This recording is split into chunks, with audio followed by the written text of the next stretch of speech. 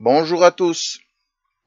Alors, j'ai eu une opportunité ce matin et je vais en profiter pour la partager.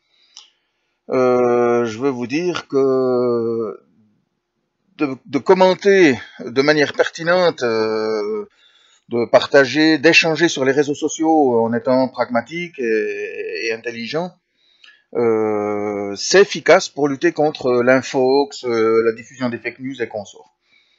Ce matin, il est tombé une info, comme il en tombe des milliers chaque jour, qui me touche personnellement, et qui est un sujet particulièrement sensible parce qu'il intéresse la complosphère. C'est Le Monde qui poste un article disant que il y a eu un malade de la dépakine, un enfant, une personne née mal formée du traitement de sa mère à la dépakine, l'antiépileptique, qui a fait un scandale sanitaire il y a quelques années et dont on est en plein dans le sujet. Il est le premier indemnisé par l'État. Et donc, c'est un sujet qui est assez sensible. Moi, il me touche directement parce qu'en 92, je suis allé vivre chez ma tante qui était profondément épileptique et qui prenait des quantités de médicaments considérables, dont la dépakine. Elle devait régulièrement, tous les 2 ou 3 ans, en changer. Elle a pris de la dépakine pendant 25 ans. Si elle n'en avait pas, c'était, pour ainsi dire, la mort instantanée. Hein. Donc, elle était vraiment profondément épileptique. Quand elle faisait une crise, il lui fallait 3 semaines pour s'en remettre. Et donc, elle a pris cette dépakine pendant 25 ans jusqu'à sa mort en 97. Et il se trouve qu'en 92, l'une des premières choses qu'elle m'avait dites lorsque j'ai pris mes marques pour m'occuper d'elle, puisqu'en débarquant chez eux, fatalement, il m'incombait cette tâche de m'occuper d'elle quand elle était malade. Ma tante était une force de la nature, mais face à la maladie, on n'est rien. Hein. Et là, elle m'a dit, la dépakine, c'est un médicament merveilleux, qui m'a fait venir jusque-là.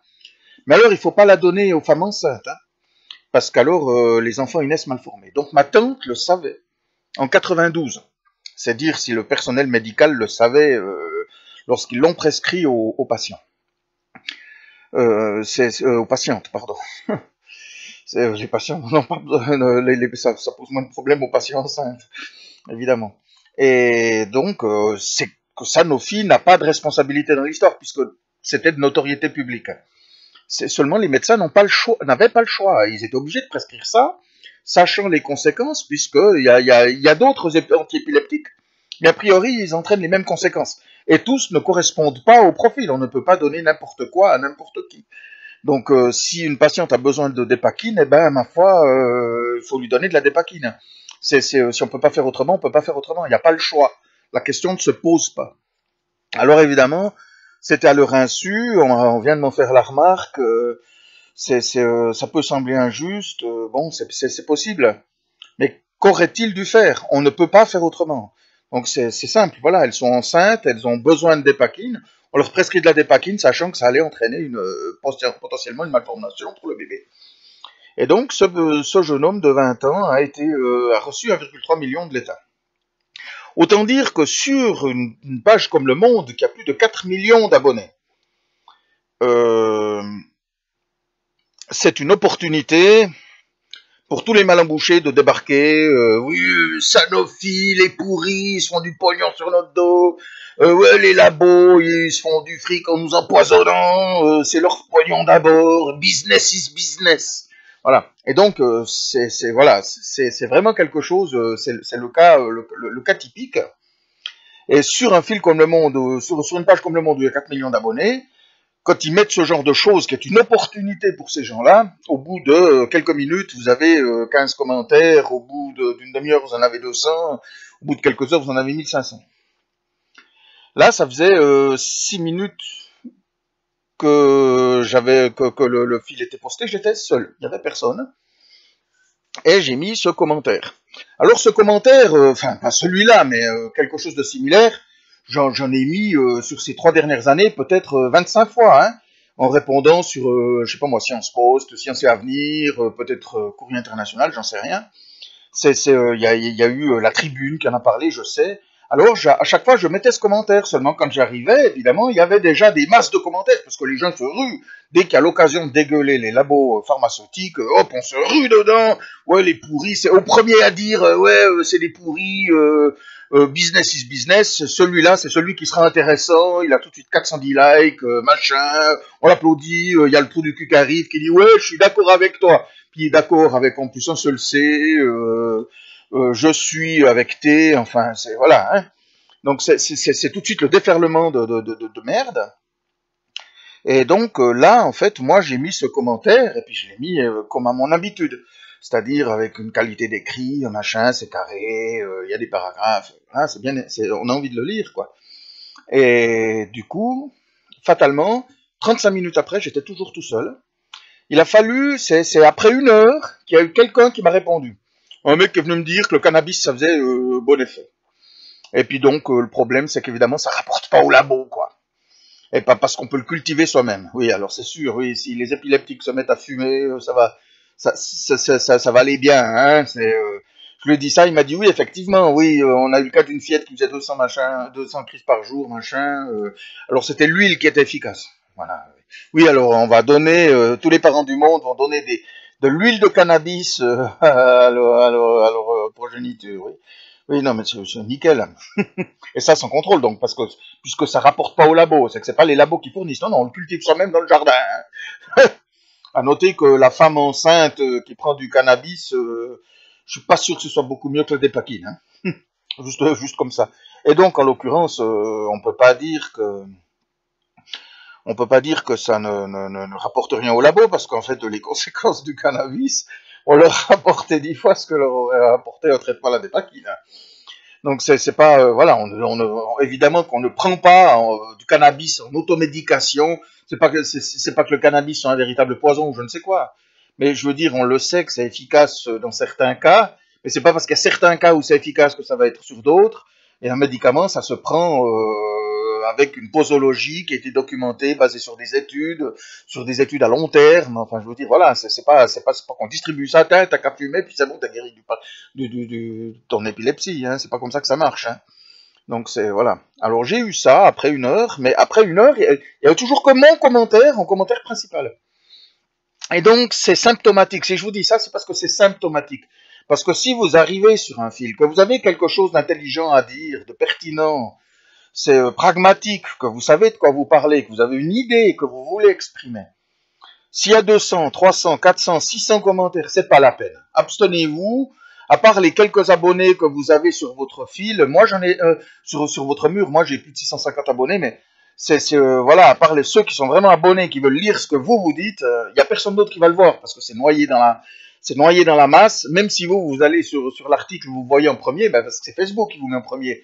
Mais si un autre va lire les fils de commentaires, vous êtes au milieu du fil, perdu dans les centaines de commentaires, c'est pas la peine. Et pire que ça, comme vous avez le fil qui a pris une connotation, les premiers qui ont commenté sont ceux qui sont venus déverser leur fiel, c'est ce qui a donné le ton à l'ensemble des commentaires. Donc du coup, vous allez vous faire insulter.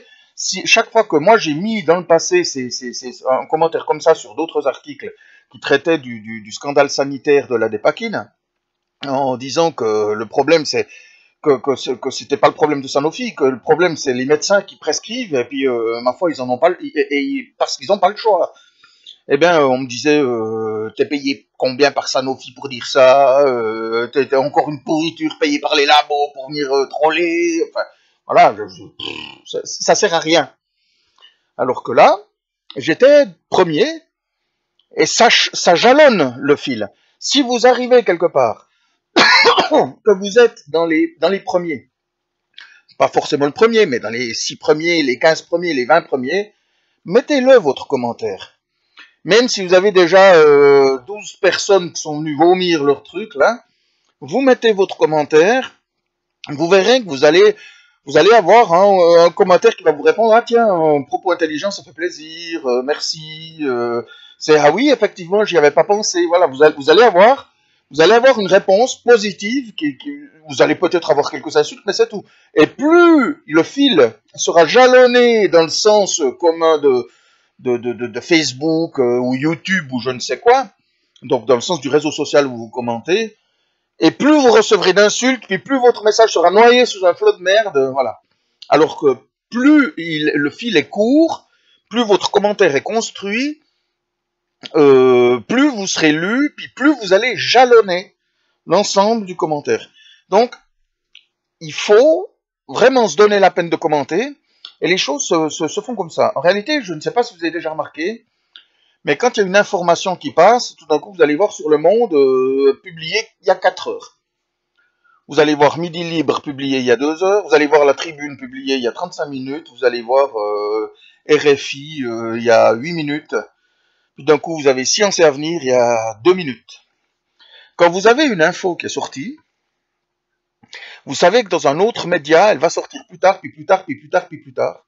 Parce que ça permet justement, tous les médias sont informés en même temps, ils pourraient tous publier en même temps, mais en réalité, chaque info, ils se partagent l'info, elle est répartie d'une manière informelle, et donc chacun, en fonction de sa propension, de l'orientation, de son orientation médiatique, va poster plus ou moins tôt les articles, et à partir de là, ça vous laisse une opportunité. Si vous savez qu'un article qui était publié il y a 4 heures par Le Monde, avec une litanie de fiel dessous, c'est pas la peine. Faut oublier, mais vous savez que, quelque part, il y a un autre média qui va le publier, ou qui l'a publié il y a 6 minutes, puis vous seriez seul. Si vous vous donnez la peine de faire cette démarche, de rechercher ce média, de savoir qui l'a posté, de mettre votre commentaire bien construit, bien écrit, c'est-à-dire que vous allez devoir imposer votre idée en vous donnant la peine, parce que ne croyez pas que sur Facebook, il n'y a que ceux qui écrivent qui lisent. Parce qu'évidemment, si vous lisez Kéké 64 ou Marie du 62 avec 15 fautes par ligne, machin, et forcément, ça donne une sensation qu'il n'y a que des cons sur le réseau social. En réalité, c'est pas vrai. C'est lu des milliers de fois par des gens qui, eux, sont instruits, sont bien instruits, seraient capables d'écrire, mais ne le font pas pour ne pas se confronter à cette masse. Alors, vous écrivez, il faut avoir une bonne syntaxe, une bonne grammaire, une bonne orthographe. Si vous faites une ou deux fautes, je veux dire, si vous avez, c'est pas grave. C'est pas grave. Je vous parle pas d'écrire un livre. Je vous parle pas d'être littéraire. Vous écrivez un commentaire bien écrit, que vous exposez vos arguments clairement, de manière simple, cohérente, lisible, que ça donne envie de le lire. Vous faites des paragraphes pour faire des paragraphes sur YouTube ou sur Facebook. C'est Maj plus Enter, schlack, ça fait un renvoi à la ligne sans envoyer le commentaire. Puis donc vous pouvez renvoyer, ça vous fait un paragraphe. Vous faites 2 fois, clic, clic, hop, et vous avez un espace, ça vous permet de faire un nouveau paragraphe. Et donc là, comme ça, vous dissociez votre texte, et vous verrez que quand vous êtes dans les premiers, vous pourrez vous dire, ah ben, j'ai calmé le jeu. Après, vous aurez d'autres commentaires. Le fait de, tout comme quand il y a le premier con qui arrive et qui dit, ouais, business is business, Sanofi égale pourri, ça dédouane tous les autres, ils viennent vomir leur fiel. Ouais, il y a l'autre trou du cul, il est venu, il a commencé, nous, on va y aller aussi. Ben, ça fait la même chose, mais le contraire. Vous avez mis votre commentaire, tiens, il y a un commentaire intelligent. Ben, je vais y mettre mon grain de sel. Puis, pam, puis il y en a un autre qui va arriver. Puis là, vous avez jalonné le fil. Vous l'avez jalonné. Et si vous vous entendiez avec des potes, avec 1 ou 2 amis, en leur disant, tiens, il y a ça, tu voudrais pas les commenter, pam, pam, pam, vous en mettez 1, 2, 3, qui sont nickel, le fil, il sera positif. Je vous dis pas qu'il faut être pour Sanofi, c'est parce que je vous dis, la question n'est pas là. Je vous parle de tenir un propos qui soit non simpliste, non populiste, non manichéen, qui soit pragmatique, qui soit argumenté, qui soit juste. Après, vous pouvez être pour, vous pouvez être contre, on peut dire ce qu'on veut, c'est ça la liberté d'expression, à condition que ce soit pas des conneries, puis pas des insultes, puis pas de la merde qui pollue le web. Parce que le problème, c'est qu'on en est là. L'infox, les fake news, les machins, mais ça pollue le web, ça rend les gens complètement cons. Alors, à un moment donné, il faut bien que nous, tous, luttions, parce que le problème, c'est qu'en ne le faisant pas, on laisse ceux-là polluer le web. Et donc, on laisse cet infox se diffuser, on laisse les fake news passer, alors qu'en réalité, ma foi, il nous appartient à tous, c'est dans notre intérêt à tous, parce que derrière, il y a la démocratie. En laissant Internet se pourrir, alors qu'il est l'instrument de diffusion de l'information, par essence aujourd'hui, on est en train de laisser se détruire notre instrument d'information, exactement comme on a laissé pourrir le climat sans rien faire, quoi. Je veux dire, voilà, c'est pas en laissant pourrir une situation que les choses vont aller mieux. Et donc, il nous appartient à nous, qui avons des propos sensés, pour ou contre, gauche ou droite, peu importe. La question n'est pas là, pro-business ou pro-monde alternatif, que sais-je. Il nous appartient de prendre notre part et de le faire. Alors faites-le. Ça vaut la peine, je vous assure que ça vaut la peine. J'ai mis un lien vers mon partage sur mon mur, où j'explique ça, et où vous pourrez voir une capture d'écran avec mon commentaire. Et puis ça serait intéressant de voir à quel point, alors même que Le Monde, normalement, dès qu'il publie un article qui est vraiment un sujet sensible, qui touche la population, dès que ça touche les gros pourris, il y a de suite c'est des déferlements de commentaires de merde. Mais là, c'était pas le cas. J'ai mis le holà, j'ai bloqué à l'entrée le fil de commentaires. C'est pas que je suis fier d'avoir bloqué le fil de commentaires. Je suis fier d'avoir fait mon devoir. Je sens bien que j'ai fait mon devoir puisque je l'ai bloqué. Ce que je vous dis, c'est qu'en agissant comme ça, vous cassez ce mouvement négatif qui pourrit l'information. Et c'est comme ça qu'on va arriver à faire que la société va s'approprier l'outil Internet, qu'on va cesser de laisser passer que la merde d'infos, que la pseudo-information. C'est comme ça que les populistes marchent, parce que dès que vous avez un propos tenu par un Philippe Bioui, un Aurélien Barraud, un Pierre Rabhi, un Étienne Chouard, un François Asselineau, peu importe, il y en a, mais des masses, tout de suite, alors ça se partage. Si vous avez quelque chose d'intelligent à dire, c'est trop tard, vous ne pouvez plus le dire, c'est fini. Vous avez laissé pourrir la situation. C'est de votre faute. Parce que le monde sera foutu en l'air, non pas par ceux qui le foutent en l'air, mais par ceux qui les laissent faire. Ce que vous ne faites pas pour les autres le feront à votre place, mais sans vous. N'oubliez pas ça. Et maintenant, j'en profite pour vous rappeler, je le fais gentiment, hein, c'est juste, en dessous, là, juste en dessous de la vidéo, où il y a les liens, les machins, vous avez aussi une espèce de case rouge, c'est marqué s'abonner. Si c'est marqué s'abonner, c'est que vous avez oublié de cliquer dessus. Alors abonnez-vous. Et puis, à droite, vous avez une petite cloche, comme ça vous serez au courant des nouvelles. Et puis vous avez les pouces. N'hésitez pas à mettre des pouces, vers le haut si vous êtes sympa, vers le bas si vous êtes con. Ne vous gênez pas de le mettre en bas, les cons ça ose tout, c'est ça qu'on les reconnaît. Alors, allez-y, mettez un pouce vers le bas. Ce qui compte, c'est le référencement. À bientôt.